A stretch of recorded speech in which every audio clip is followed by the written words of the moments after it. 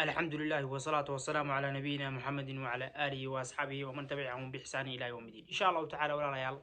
وحين ما أنت أخرينا أما دلمرنا أما إسكبورنا ثلاثة من ثلاث وحلو ثلاثة ثلاث صدح قصة صدح أحاديث صدح أعيضات صدح سؤالات صدح مقرنة حكمات صدح إن مواضيع وحيالها أيان إن شاء الله تعالى إسكو ونينا وحين ما أنت إن شاء الله تعالى كبلابنا وحده ثلاثة من ثلاث أحاديث صدح أحاديث سيدا أوكتين أحاديث تودين توحي كتاقنت هاي ميل آدي أسريسا نبي صلى الله عليه وسلم حدينا كبلونا حديث كان الكوبات نبي صلى الله عليه وسلم محيري لا تقتابوا المسلمين والمسلمين تا هحمننا ولا تتبعوا عوراتهم عوردودنا هراراعنا فإنه من تتبع عورة أخيه المسلم محايا لي قفكي راعة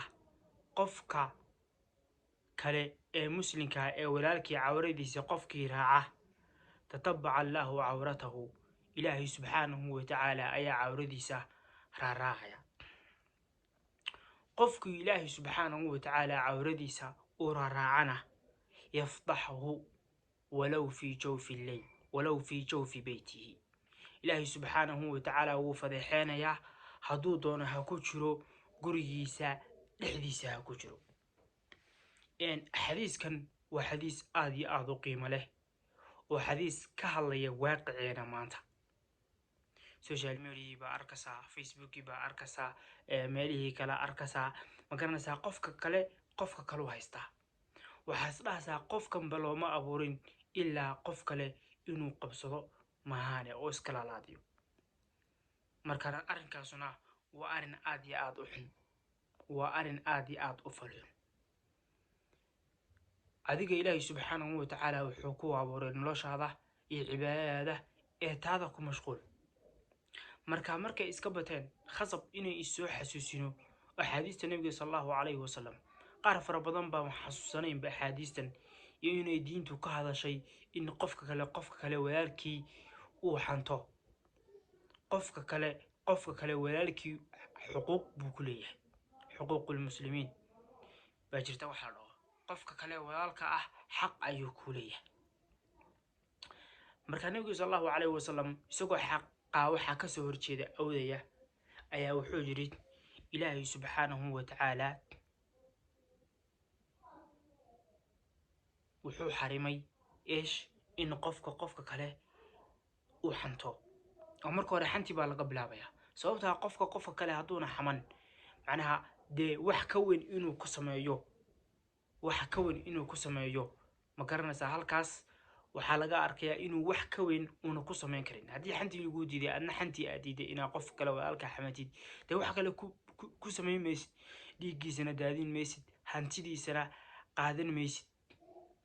markaana waxa weeye xaqa qofka islaamka uu ku leeyahay inta yar ama xuquuqdu way kala sareysaa xuquuqda hoose hadii ay iska gudid waxa ogaataa waxyaalaha jariimooyinka waaweyn ee qofka walaalka aad ka lisid kuma dhacsid la taqtaabul muslimiin wardadka muslimiinta ee wiil iyo gabdho iyo oday iyo ma garanaysaa islaam wale xamanina ayuu yiri nabiga sallallahu alayhi wasallam awruhunkoodana haraaraacina وعورضو دوا شيغا إلهي سبحانه وتعالى قفكا وكو أستري وقدقي شرف يكرامو هدي دبدا أي أصبحدنا قفكي كرامديسي حوغا يروهو صدعسو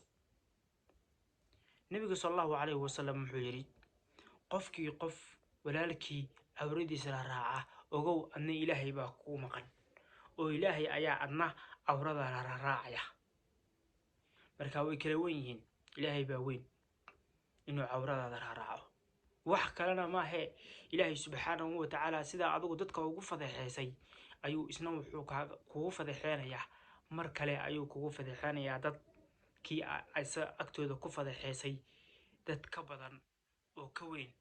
أو جانس حلي جانس أيا لو قلا إيغانا ilaahay subxaanahu watacaalana wuu ku fadeexeynayaa xitaa haddii aad gurigaaga dhexdiisa ku jirtid macnaha xitaa meel asturan xitaa haddii aad ku jirtid ilaahay subxaanahu watacaala wuu ku fadeexeynaya waxaynu ku daranaa xadiiska labaad nabigu sal allahu calayhi wasalam uu yidhi man yurid allahu bihi khayran yufaqihuhu fi ddiin qofkii ilaahay subxaanahu watacaala ula doono khayr wuxuu waafujiyaa diinta wuxuu fahansiiyaa diinta ayuu fahansiiyaa markaa qof kastoo doonaya khayr inuu ku talaabsado ama inuu khayr qofkaasoo khayr soconaya uu noqdo waa inuu diinta fahmaa waa inuu diinta bartaa waa inuu aqoonta raacdaa waa inuu ku dadaalaa siduu u baran lahaa ma garanaysaa cilmiga iyo aqoonta iyo axaadiista iyo shariicada iyo tafsiirka iyo waxan oo kitaabo ah iyo aqoonta laga faafinayo meel kastaba ay culimmada faafinayso markaana taasu waa ta kuu sahlaysaa in aad diinta meel sare ka gaadhid inaad cabsi la timaadid inaad xilli kastaba diinta ku dhaqantid in ma garanaysaa balaayooyinku iyo musiibooyinku aynan waxba ku dhimin aynan waxba kaa qaadin aynan ku leexin sababtoo ah waxaa la yidhi shaydaanku qofka cilmiga leh iyo qofka caabidka ah wuxuu necab yahay qofka cilmiga leh hal nin keliya oo cilmi leh ayaa wuxuu u dhigmaa kun nin oo cibaadaysta ayuu shaydaan agtiisa uga dhigmaa markaana cilmigu ma sahlana aqoontu way ku badbaadinaysaa if iyo aakhiro iyo adduun waxaa la dhahaa badanaa dembi ma garanaysaa ku horseeday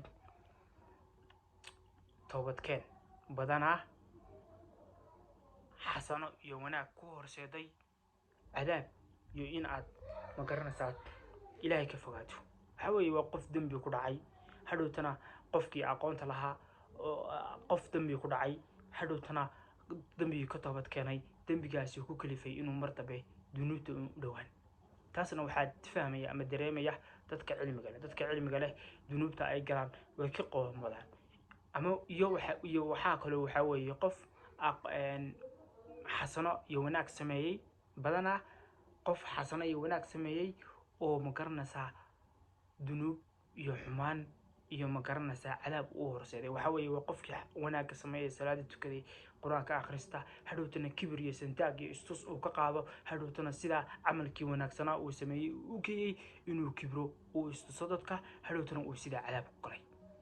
marka markastoo aad wanaag samayso waxaa u baahan tahay aqoontaas oo ku saxda markastoo aad xumaan samaysana aqoontaas oo ku tusisa waxaanu inuu xun yahay